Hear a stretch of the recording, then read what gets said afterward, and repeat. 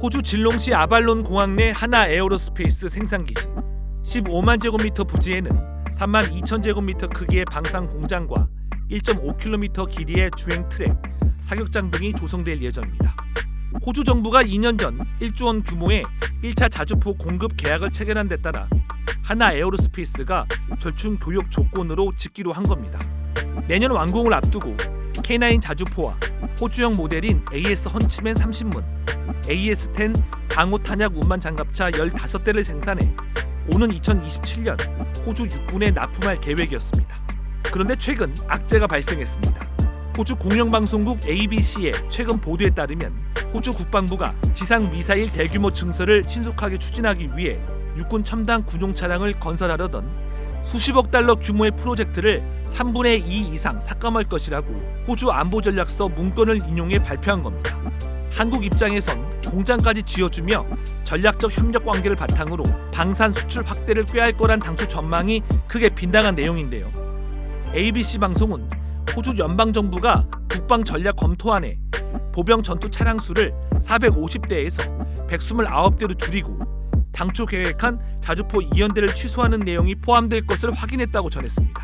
그러면서 2019년 호주 총리 선거 당시 발표한 10억 달러 규모의 프로젝트에 따라 질롱시에 추진하기로 한 하나 에어로스페이스와의 1차 계약 내용은 이행하지만 2차 발주 계획은 폐기되고 있다고 보도했습니다. 갑작스런 보도에 대해 국내에선 1차 계약 물량만 보고 공장을 지어줄 필요가 있냐는 볼멘 소리와 함께 1차 계약 당시 호주 육군은 2020년대 후반까지 자주포 2차 도입과 업그레이드 사업도 검토하고 있었던 것으로 알려져 호주 정부가 먼저 신뢰를 저버렸다는 지적이 나옵니다. 대신 미국의 고속 기동 포병 로켓 시스템인 하이마스에 대한 지출을 늘리고 이번 국방 전략 검토 회의에서 육상 대함 미사일 획득 속도를 높이는 내용을 포함시킬 것이라고 전했습니다.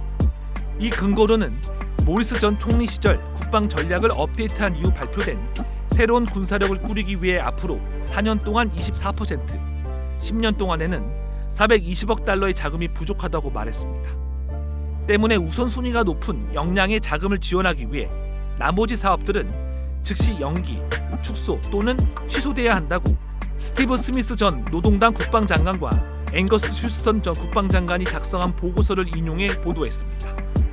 그나마 다행인 건 랜드 400 보병 전투 차량 프로젝트가 한 개 대대로 축소됨에 따라 하나 에어로스페이스와 경쟁사 독일 라인메탈사는 우리 돈 20조 원 안팎으로 추정되는 계약을 따내기 위해 경쟁 입찰이 다시 진행될 것으로 보여 최근 독일이 이 사업을 차지하기 위해 호주 육군이 사용 중인 전투 정찰 차량 복서를 반대급부로 구매하려 한다는 내용과 거리가 있어 보인다는 분석이 나오면서 하나의 호주 레드백 사업 선정 가능성은 아직 남아있다는 평가도 나옵니다.